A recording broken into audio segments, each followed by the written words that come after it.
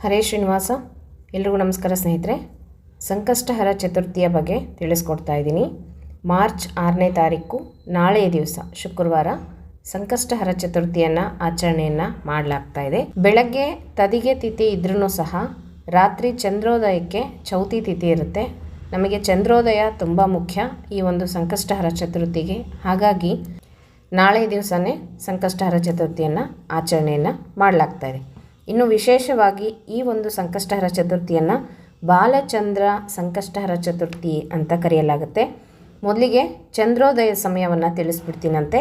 ನಾಳೆ ದಿವಸ ಚಂದ್ರೋದಯದ ಸಮಯ ಬಂದುಬಿಟ್ಟು ರಾತ್ರಿ 8:58 ಇದೆ. ಹಾಗಾಗಿ ರಾತ್ರಿ 8:58 ನೀವು ನಿಮ್ಮ ಉಪವಾಸವನ್ನು ಬಿಡ್ಬೋದು. ಅಂದರೆ ಬೆಳಗ್ಗೆಯಿಂದನೂ ಉಪವಾಸ ಇದ್ದು ಗಣಪತಿಯ ಪೂಜೆಯನ್ನು ಮಾಡಬೇಕಾಗತ್ತೆ. ರಾತ್ರಿ 8:58 ಚಂದ್ರನಿಗೆ ಮತ್ತು ಗಣಪತಿಗೂ ಅರ್ಘ್ಯವನ್ನು ಕೊಟ್ಟು ಚಂದ್ರನಿಗೆ ಅಕ್ಷತೆಯನ್ನು ಹಾಕಿ ನಮಸ್ಕಾರವನ್ನು ಮಾಡಿ ಊಟವನ್ನು ಮಾಡ್ಬೋದು. ಬೆಳಗ್ಗೆ ಗಣಪತಿಗೆ ಹಣ್ಣು ಕಾಯಿ ಹಾಲು ಸಕ್ಕರೆ ಕೊಬ್ಬರಿ ಬೆಲ್ಲ ಈ ಥರದ್ದೇನಾದರೂ ನೈವೇದ್ಯವನ್ನು ಮಾಡ್ಬೋದು. ರಾತ್ರಿ ನೀವು ಅಡುಗೆ ನೈವೇದ್ಯವನ್ನು ಸಹ ಗಣಪತಿಗೆ ಮಾಡ್ಬೋದು. ಸಂಕಷ್ಟಹರ ಚತುರ್ಥಿಯ ದಿನ ಗಣಪತಿಯ ಪೂಜೆಯನ್ನು ಮಾಡೋದ್ರಿಂದ ಸಂಕಷ್ಟಗಳೆಲ್ಲನೂ ದೂರ ಆಗುತ್ತೆ. ಹಾಗಾಗಿ ವರ್ಷದಲ್ಲಿ ಒಮ್ಮೆ ಆದರೂ ಈ ಪೂಜೆಯನ್ನು ಮಾಡಬೇಕು ಅಂತ ಹೇಳ್ತಾರೆ. ಮತ್ತು ಈ ಬಾರಿ ಕೊನೆಯದ್ದು ಅಂದರೆ ವರ್ಷದಲ್ಲಿ ಕೊನೆಯ ಸಂಕಷ್ಟಹರ ಚತುರ್ಥಿ ಅಂತ ಹೇಳ್ಬೋದು. ನಾಳೆ ದಿವಸ ಆಚರಣೆಯನ್ನು ಮಾಡ್ತಕ್ಕಂಥದ್ದು.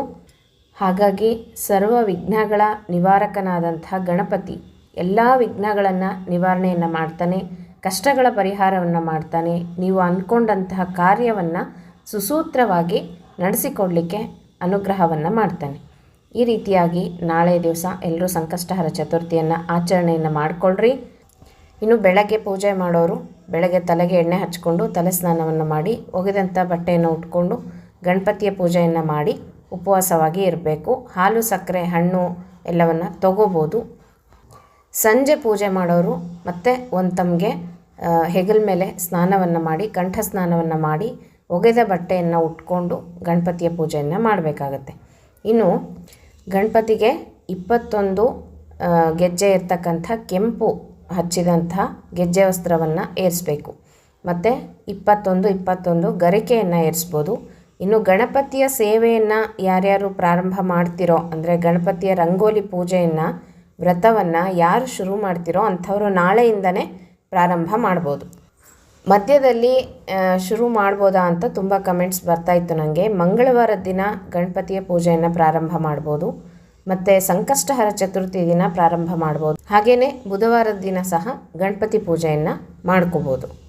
ಇನ್ನು ನಾಳೆ ದಿವಸ ಸಂಕಲ್ಪವನ್ನು ಮಾಡ್ಕೊಳ್ಳೋದಕ್ಕೆ ನೋಡ್ರಿ, ಕೈಯಲ್ಲಿ ಅಕ್ಷತೆಯನ್ನು ಇಟ್ಕೊಂಡು ಅಸ್ಮಾಕಂ ಸಹಕುಟುಂಬಾನಾಂ ಕ್ಷೇಮಸ್ಥೈರ್ಯ ವಿಜಯವೀರ್ಯ ಅಭಯ ಆಯುರಾರೋಗ್ಯ ಐಶ್ವರ್ಯ ಅಭಿವೃದ್ಧ್ಯರ್ಥಂ ಸಮಸ್ತ ದುರಿತೋಪಶಾಂತ್ಯರ್ಥಂ ಸಮಸ್ತ ಸನ್ಮಂಗಳಾರ್ಥಂ ಸಮಸ್ತ ಅಭ್ಯುದಯಾರ್ಥಂಚ ಧರ್ಮಾರ್ಥ ಕಾಮ ಮೋಕ್ಷ ಚತುರ್ವಿಧ ಫಲಪುರುಷಾರ್ಥ ಸಿದ್ಧಾರ್ಥಂ ವಿಶೇಷಣ ವರಸಿದ್ಧಿ ವಿನಾಯಕ ಪ್ರಸಾದೇನ ಮಮ ವಾಂಛಾ ಫಲ ಸಿದ್ಧಾರ್ಥಂ ಪ್ರಯುಕ್ತ ಸಂಪೂರ್ಣ ಸಮಗ್ರ ಫಲವ್ಯಾಪ್ತ್ಯರ್ಥಂ ಶ್ರೀ ಸಂಕಷ್ಟಹರ ಗಣೇಶ್ವರ ದೇವತಾಮುದ್ದೇಶ್ಯ ಶ್ರೀ ಸಂಕಷ್ಟಹರ ಗಣೇಶ್ವರ ಪ್ರೀತ್ಯರ್ಥಂ ಸಂಕಷ್ಟಹರ ಗಣಪತಿ ವ್ರತಮಹಂ ಕರಿಷ್ಯೆ ಅಂತ ಹೇಳಿಕೊಂಡು ಸಂಕಲ್ಪ ಮಾಡಿಕೊಂಡು ನೀವು ಪೂಜೆಯನ್ನು ಪ್ರಾರಂಭ ಮಾಡ್ಬೋದು. ಕೆಂಪು ಹೂವಿನಿಂದ ಗಣಪತಿಯ ಪೂಜೆ ತುಂಬ ಶ್ರೇಷ್ಠ.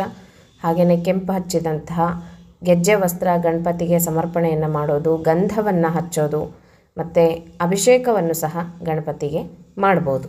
ಗಣಪತಿಯ ಪ್ರಾರ್ಥನೆಯನ್ನು ಮಾಡಿಕೊಂಡು ಮೊದಲಿಗೆ ಪೂಜೆಯನ್ನು ಶುರು ಮಾಡಿರಿ. ಗಣಪತಿಯ ವಿಗ್ರಹವನ್ನು ಇಟ್ಕೊಂಡು ಪೂಜೆ ಮಾಡ್ಬೋದು. ಫೋಟೋ ಇತ್ತು ಅಂದರೆ ಫೋಟೋ ಇಟ್ಕೊಂಡು ಪೂಜೆ ಮಾಡ್ಬೋದು. ಅಥವಾ ರಂಗೋಲಿಯನ್ನು ಹಾಕಿ ಸಹ ಗಣಪತಿಯ ಪೂಜೆಯನ್ನು ಮಾಡ್ಕೋಬೋದು. ಕೈ ಮುಗಿದು ಗಣಪತಿಗೆ ಅಕ್ಷತೆಯನ್ನು ಹಾಕಿ ವಕ್ರತುಂಡ ಮಹಾಕಾಯ ಸೂರ್ಯಕೋಟಿ ಸಮಪ್ರಭ ನಿರ್ವಿಘ್ನಂ ಕುರುಮೇ ದೇವ ಸರ್ವ ಕಾರ್ಯೇಷು ಸರ್ವದಾ ಅಂತ ಹೇಳಿಕೊಂಡು ಎಲ್ಲ ಕಾರ್ಯಗಳು ಸುಸೂತ್ರವಾಗಿ ಆಗಲಿ, ಎಂತಹದ್ದೇ ವಿಘ್ನ ಇದ್ರೂ ಸಹ ಅದನ್ನು ನೀನು ನಿರ್ಮೂಲನೆಯನ್ನು ಮಾಡು ಗಣಪತಿ ಅಂತ ಕೇಳಿಕೊಂಡು ಈ ಒಂದು ಪೂಜೆಯನ್ನು ಶುರು ಮಾಡಿಕೊಡ್ರಿ ಸ್ನೇಹಿತರೆ.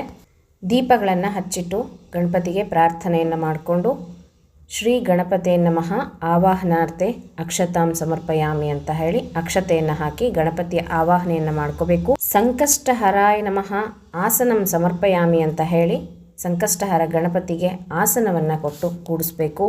ನಂತರ ಒಂದು ಉದ್ದರಣೆ ನೀರನ್ನು ತಗೊಂಡು ಲಂಬೋದರಾಯ ನಮಃ ಪಾದ್ಯಂ ಸಮರ್ಪಯಾಮಿ ಅಂತ ಹೇಳಿ ಗಣಪತಿಯ ಪಾದವನ್ನು ತೊಳೆದು ಒಂದು ಉದ್ದರಣೆ ನೀರನ್ನು ಒಂದು ಪಾತ್ರೆಗೆ ಬಿಡಬೇಕು. ನಂತರ ಶಂಕರ ಸೂನವೇ ನಮಃ ಅಂತ ಹೇಳಿಬಿಟ್ಟು ಒಂದು ಉದ್ದರಣೆ ನೀರನ್ನು ಅರ್ಘ್ಯವಾಗಿ ಗಣಪತಿಗೆ ಕೊಟ್ಟು ಒಂದು ಪಾತ್ರೆಗೆ ಬಿಡಬೇಕು. ಉಮಾಸುತಾಯ ನಮಃ ಆಚಮನೀಯಂ ಸಮರ್ಪಯಾಮಿ ಅಂತ ಹೇಳಿ 3 ಉದ್ದರಣೆ ನೀರನ್ನು ಗಣಪತಿಗೆ ತೋರಿಸಿ ಒಂದು ಪಾತ್ರೆಗೆ ಬಿಡಬೇಕು. ನಂತರ ಪಂಚಾಮೃತ ಅಭಿಷೇಕವನ್ನು ಸಹ ಗಣಪತಿಗೆ ಮಾಡ್ಕೋಬೋದು. ನಂತರ ಹೇರಂಬಾಯ ನಮಃ ಅಂತ ಹೇಳಿಬಿಟ್ಟು ಶುದ್ಧೋದಕ ಸ್ನಾನಂ ಸಮರ್ಪಯಾಮಿ ಅಂತ ಹೇಳಿ ಒಂದು ಹೂವನ್ನು ನೀರಿನಲ್ಲಿ ಅದ್ದುಬಿಟ್ಟು ಗಣಪತಿಗೆ ಪ್ರೋಕ್ಷಣೆಯನ್ನು ಮಾಡಬೇಕು. ಮತ್ತು ನೀರಿನಿಂದ ಅಭಿಷೇಕವನ್ನು ಸಹ ಮಾಡ್ಬೋದು. ನೆಕ್ಸ್ಟು ವಸ್ತ್ರವನ್ನು ಗಣಪತಿಗೆ ಏರಿಸಬೇಕು. ಶೂರ್ಪಕರ್ಣಾಯ ನಮಃ ಅಂತ ಹೇಳಿ ವಸ್ತ್ರಯುಗ್ಮಂ ಸಮರ್ಪಯಾಮಿ ಅಂತ ಹೇಳಿ ಗೆಜ್ಜೆ ವಸ್ತ್ರವನ್ನು ಗಣಪತಿಗೆ ಸಮರ್ಪಣೆಯನ್ನು ಮಾಡಬೇಕು. ನಂತರ ಗಣೇಶ್ವರಾಯ ನಮಃ ಅಂತ ಹೇಳಿ ಗಂಧಾನ್ ಸಮರ್ಪಯಾಮಿ ಅಂತ ಹೇಳಿ ಗಂಧವನ್ನು ಹಚ್ಚಬೇಕು. ಸುರರಾಜಾಯ ನಮಃ ಅಂತ ಹೇಳಿ ಅಕ್ಷತೆಯನ್ನು ಹಾಕಿ ಗಣಪತಿಗೆ ನಮಸ್ಕಾರವನ್ನು ಮಾಡಬೇಕು. ನಂತರ ಪುಷ್ಪಮಾಲೆಯನ್ನು ಹಾಕಬೇಕು. ಶ್ರೀ ಮಹಾಗಣಪತೇ ನಮಃ ಪುಷ್ಪಮಾಲಾಂ ಸಮರ್ಪಯಾಮಿ ಅಂತ ಹೇಳಿ ಹೂವಿನ ಮಾಲೆಯನ್ನು ಗಣಪತಿಗೆ ಏರಿಸಬೇಕು. ನಂತರ ಗಣಪತಿಗೆ ಅಷ್ಟೋತ್ತರವನ್ನು ಹೇಳ್ತಾ ಪುಷ್ಪಾರ್ಚನೆಯನ್ನು ಮಾಡ್ಕೋಬೋದು. ಅಷ್ಟೋತ್ತರವನ್ನು ಹೇಳಿ ಅರ್ಚನೆಯನ್ನು ಮಾಡ್ಕೊಂಡ್ಮೇಲೆ ಧೂಪವನ್ನು ಮಾಡಬೇಕು. ವಿಕಟಾಯ ನಮಃ ಅಂತ ಹೇಳಿ ಧೂಪಮಾಗ್ರಾಪಯಾಮಿ ಅಂತ ಹೇಳಿ ಧೂಪವನ್ನು ತೋರಿಸ್ಬೇಕು. ನಂತರ ತುಪ್ಪದ ದೀಪವನ್ನು ಹಚ್ಚಬೇಕು. ಗಣೇಶಾಯ ನಮಃ ದೀಪಂ ದರ್ಶಯಾಮಿ ಅಂತ ಹೇಳಿ ತುಪ್ಪದ ದೀಪವನ್ನು ಗಣಪತಿಯ ಮುಂದೆ ಹಚ್ಚಿಡಬೇಕು. ನಂತರ ಗಣಪತಿಗೆ ನೈವೇದ್ಯವನ್ನು ಮಾಡಬೇಕು. ಹಣ್ಣು, ಕಾಯಿ, ಹಾಲು, ಸಕ್ಕರೆ ಅಥವಾ ಅಡಿಗೆ ನೈವೇದ್ಯವನ್ನು ಸಹ ಗಣಪತಿಗೆ ತೋರಿಸಿ ತಾಂಬೂಲ ದಕ್ಷಿಣೆ ಸಹಿತ ಗಣಪತಿಗೆ ನೈವೇದ್ಯವನ್ನು ಮಾಡಬೇಕು. ನಂತರ ಕೊನೆಗೆ ಮಹಾನೀರಾಜನವನ್ನು ಮಾಡಬೇಕು. ಶ್ರೀ ವಿನಾಯಕಾಯ ನಮಃ ಮಹಾನೀರಾಜನಂ ಸಮರ್ಪಯಾಮಿ ಅಂತ ಹೇಳಿ ಗಣಪತಿಗೆ ಮಂಗಳಾರತಿಯನ್ನು ಮಾಡಬೇಕು. ನಂತರ ಪ್ರದಕ್ಷಿಣೆ ನಮಸ್ಕಾರವನ್ನು ಮಾಡಬೇಕು. ಇದಿಷ್ಟು ಆದಮೇಲೆ ಚಂದ್ರನಿಗೆ ಅರ್ಘ್ಯವನ್ನು ಕೊಡಬೇಕು. ರಾತ್ರಿ ಚಂದ್ರೋದಯದ ನಂತರ ಚಂದ್ರನನ್ನು ಪೂಜೆಯನ್ನು ಮಾಡಿ ಅರ್ಘ್ಯ ಕೊಡಬೇಕು ಅಂತ ಹೇಳ್ತಾರೆ. ಹಾಗಾಗಿ ಚಂದ್ರೋದಯದ ನಂತರ ಚಂದ್ರನನ್ನು ನೋಡಿಬಿಟ್ಟು ಅಕ್ಷತೆಯನ್ನು ಹಾಕಿ ನಮಸ್ಕಾರವನ್ನು ಮಾಡಿ ಅರ್ಘ್ಯವನ್ನು ಕೊಡ್ಬೋದು. ಚಂದ್ರ ಕಾಣಿಸ್ತಿಲ್ಲ ಅಂದರೂ ಪರವಾಗಿಲ್ಲ, ಚಂದ್ರ ಹುಟ್ಟುವಂತಹ ದಿಕ್ಕಿಗೆ ನೀವು ಅಕ್ಷತೆಯನ್ನು ಹಾಕಿ ನಮಸ್ಕಾರ ಮಾಡಿದ್ರೆ ಸಾಕಾಗುತ್ತೆ. ನಂತರ ಅರ್ಘ್ಯವನ್ನು ಕೊಡ್ಬೋದು. ಮೊದಲು ಚಂದ್ರನಿಗೆ ಅರ್ಘ್ಯವನ್ನು ಕೊಡಬೇಕು. ಕೈಯಲ್ಲಿ ನಿಂಬೆಹಣ್ಣು ಇತ್ತು ಅಂದರೆ ಹಿಡ್ಕೊಳ್ರಿ, ಇಲ್ಲ ಅಂದರೆ ಪರವಾಗಿಲ್ಲ.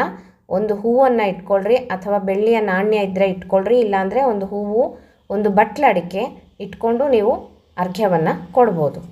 ಚಂದ್ರನಿಗೆ ಹಾಲಿನಲ್ಲಾದರೂ ಕೊಡ್ಬೋದು ಅಥವಾ ನೀರಿನಲ್ಲಾದರೂ ಕೊಡ್ಬೋದು. ನಿಮ್ಮ ಅನುಕೂಲ. ಹಸಿ ಹಾಲು ಇತ್ತು ಅಂದರೆ ಚಂದ್ರನಿಗೆ ಹಾಲಿನಲ್ಲೇ ಅರ್ಘ್ಯವನ್ನು ಕೊಡ್ರಿ. ಈಗ ಮಂತ್ರ ಹೇಳ್ತೀನಿ, ಇದನ್ನೆಲ್ಲ ನಾನು ಡಿಸ್ಕ್ರಿಪ್ಷನ್ ಬಾಕ್ಸಲ್ಲಿ ಹಾಕಿರ್ತೀನಿ, ನೋಡ್ಕೊಳ್ರಿ.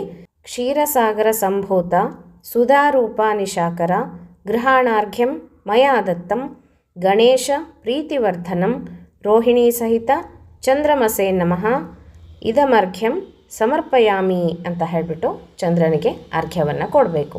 ಆ ಅರ್ಘ್ಯ ಕೊಟ್ಟಿದ್ದ ನೀರನ್ನು ಗಿಡಗಳಲ್ಲಿ ಹಾಕ್ಬಿಡ್ಬೋದು. ಅಡಿಕೆ ಬಟ್ಲು ಏನು ಮಾಡಬೇಕು ಅಂತ ಕೇಳ್ತೀರಾ, ಬಟ್ಲಡಿಕೆನೂ ಸಹ ಗಿಡದಲ್ಲಿ ಹಾಕ್ಬೋದು.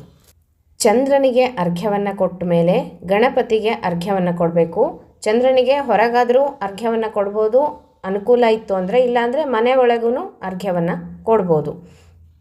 ಇನ್ನು ಗಣಪತಿಗೆ ಎಲ್ಲಿ ಪೂಜೆ ಮಾಡಿರ್ತೀರಲ್ವ ಅಲ್ಲೇ ಅರ್ಘ್ಯವನ್ನು ಕೊಡ್ರಿ. ಮುಂದೆ ಗಣೇಶಾಯ ನಮಸ್ತುಭ್ಯಂ ಸರ್ವಸಿದ್ಧಿಪ್ರದಾಯಕ ಸಂಕಷ್ಟಂ ಹರಮೇ ದೇವ ಗೃಹಾಣಾರ್ಘ್ಯಂ ನಮೋಸ್ತುತೆ ಅಂತ ಹೇಳಿ ಶ್ರೀ ಗಣೇಶಾಯ ನಮಃ ಪ್ರಥಮಾರ್ಘ್ಯಂ ಸಮರ್ಪಯಾಮಿ ಅಂತ ಹೇಳಿ ಒಂದು ಬಾರಿ ಅರ್ಘ್ಯವನ್ನು ಕೊಡಬೇಕು. ಚಂದ್ರನಿಗೆ ನಿಂಬೆಹಣ್ಣು ಇದ್ದರೆ ಇಟ್ಕೊಳ್ರಿ. ಗಣಪತಿಗೆ ನಿಂಬೆಹಣ್ಣು ಬೇಕು ಅಂತ ಏನಿಲ್ಲ. ಅಕ್ಷತೆ ಸ್ವಲ್ಪ, ಒಂದು ಹೂವು, ಒಂದು ಬಟ್ಲೆ ಅಡಿಕೆ ಇಟ್ಕೊಂಡ್ರೆ ಸಾಕಾಗುತ್ತೆ ಅರ್ಘ್ಯಗೆ. ಚಂದ್ರನಿಗೆ ಹಾಲಿನಲ್ಲಿ ಅರ್ಘ್ಯವನ್ನು ಕೊಡ್ಬೋದು ಅಂತ ಹೇಳಿದ್ರೆ, ಗಣಪತಿಗೆ ಮಾತ್ರ ನೀರಿನಲ್ಲಿನೇ ಅರ್ಘ್ಯವನ್ನು ಕೊಡಬೇಕು. ಇನ್ನು 2ನೇ ಬಾರಿ ಅರ್ಘ್ಯವನ್ನು ಕೊಡಬೇಕು. ಕೃಷ್ಣ ಪಕ್ಷೆ ಚತುರ್ಥ್ಯಾಂತು ಪೂಜಿತೋಸಿ ವಿಧೂದಯೇ ಕ್ಷಿಪ್ರಂ ಪ್ರಸಾದಿತೋ ದೇವ ಗೃಹಾಣಾರ್ಘ್ಯಂ ನಮೋಸ್ತುತೆ ಸಂಕಷ್ಟಹರ ಗಣೇಶಾಯ ನಮಃ ದ್ವಿತೀಯಾರ್ಘ್ಯಂ ಸಮರ್ಪಯಾಮಿ ಅಂತ ಹೇಳಿ 2ನೇ ಬಾರಿ ಅರ್ಘ್ಯವನ್ನು ಕೊಡಬೇಕು. ನೀರು ಮಾತ್ರ ಬಿಡ್ತಾ ಇರಬೇಕು. ಈ ಮಂತ್ರಗಳನ್ನು ಹೇಳ್ತಾ ಅಥವಾ ಕೇಳಿಸ್ಕೊತ ಸಹ ಬಿಡ್ಬೋದು. ಕೈಯಲ್ಲಿ ಅಕ್ಷತೆ ಅಡಿಕೆ ಏನು ಹಿಡ್ಕೊಂಡಿರ್ತೀರೋ ಅದು ಹಾಗೇ ಇರಬೇಕು, ನೀರು ಮಾತ್ರ ಬಟ್ಲಲ್ಲಿ ಬೀಳ್ತಾ ಇರಬೇಕು. ಆ ರೀತಿ 3 ಬಾರಿ ಅರ್ಘ್ಯವನ್ನು ಕೊಡಬೇಕು. ಮತ್ತೆ ಒಂದು ಉದ್ಧರಣೆ ನೀರನ್ನು ತಗೊಂಡು ಕೈಯಲ್ಲಿ ಹಾಕ್ತಾ ಹೇಳಬೇಕು, ತಿಥೀನಾಂ ಉತ್ತಮೇ ದೇವ ಗಣೇಶ ಪ್ರಿಯವಲ್ಲಭೆ ಸರ್ವ ಸಂಕಷ್ಟನಾಶಾಯ ಗೃಹಾಣಾರ್ಘ್ಯಂ ನಮೋಸ್ತುತೆ ಅಂತ ಹೇಳಿ ಸಂಕಷ್ಟಹರ ಗಣೇಶಾಯ ನಮಃ ತೃತೀಯಾರ್ಘ್ಯಂ ಸಮರ್ಪಯಾಮಿ ಅಂತ ಹೇಳಿ ಇನ್ನೊಂದು ಬಾರಿ ಅರ್ಘ್ಯವನ್ನು ಕೊಡಬೇಕು. ಈ ರೀತಿ ಒಂದೊಂದು ಮಂತ್ರವನ್ನು ಹೇಳಿ ಒಂದೊಂದು ಉದ್ಧರಣೆ ನೀರನ್ನು ಕೈಯಲ್ಲಿ ಹಾಕ್ತಾ ಒಂದು ಪಾತ್ರೆಗೆ ಬಿಡಬೇಕು. ಕೊನೆಯದಾಗಿ ಅಕ್ಷತೆ ಏನು ಇಟ್ಕೊಂಡಿರ್ತೀರೋ ಕೈಯಲ್ಲಿ ಅದೆಲ್ಲನೂ ನೀರಿಗೆ ಬಿಟ್ಬಿಡಬೇಕು. ಕೊನೆಗೆ 3 ಬಾರಿ ಅರ್ಘ್ಯವನ್ನು ಕೊಟ್ಟು ಗಣಪತಿಗೆ ನಮಸ್ಕಾರವನ್ನು ಮಾಡಬೇಕು. ಮತ್ತು ಪೂಜೆಯನ್ನೆಲ್ಲ ಮಾರನೇ ದಿವಸ ಅಂದರೆ ಶನಿವಾರ ಬೆಳಗ್ಗೆ ನೀವು ಎಲ್ಲನೂ ತೆಕ್ಕೋಬೋದು. ಇನ್ನು ಗಣಪತಿಯ ಪೂಜೆಯನ್ನೆಲ್ಲ ಮಾಡಿದ್ಮೇಲೆ ಗಣಪತಿಗೆ ಪ್ರದಕ್ಷಿಣೆ ನಮಸ್ಕಾರವನ್ನು ಮಾಡಿ ನಿಮ್ಮ ಇಷ್ಟಾರ್ಥಗಳನ್ನು ಕೇಳಿಕೊಂಡು ಮತ್ತು ನಿಮ್ಮ ಸಂಕಷ್ಟಗಳನ್ನೆಲ್ಲ ಗಣಪತಿಯ ಮುಂದೆ ಹೇಳಿ ಸಂಕಷ್ಟಗಳನ್ನೆಲ್ಲ ನಾಶ ಮಾಡು ತಂದೆ ಅಂತ ಪ್ರಾರ್ಥನೆಯನ್ನು ಮಾಡಿಕೊಳ್ಳ್ರಿ. ಎಲ್ಲರಿಗೂ ಸಂಕಷ್ಟಹರ ಗಣಪತಿಯ ಪ್ರಸಾದ ಸಿಗಲಿ ಮತ್ತು ಎಲ್ಲರಿಗೂ ಕಷ್ಟಗಳು ದೂರ ಆಗಲಿ ಅಂತ ಹೇಳ್ತಾ ಮತ್ತೆ ಮುಂದಿನ ವಿಡಿಯೋ ಒಟ್ಟಿಗೆ ಸಿಗ್ತೀನಿ. ಗಣಪತಿಯ ಒಂದು ಸಂಕಷ್ಟಹರ ಗಣಪತಿಯ ವ್ರತದ ಕಥೆಯನ್ನು ಸಹ ಓದ್ಕೋಬೋದು ಅಥವಾ ಕೇಳ್ಬೋದು. ನಾನು ಇದನ್ನು ಸಹ ವಿಡಿಯೋ ಹಾಕಿದ್ದೀನಿ, ಲಾಸ್ಟ್ ಟೈಮ್ ನೋಡ್ಕೊಳ್ರಿ. ಮತ್ತು ಮುಂದಿನ ವಿಡಿಯೋ ಒಟ್ಟಿಗೆ ಸಿಗ್ತೀನಂತೆ. ಹರೇ ಶ್ರೀನಿವಾಸ.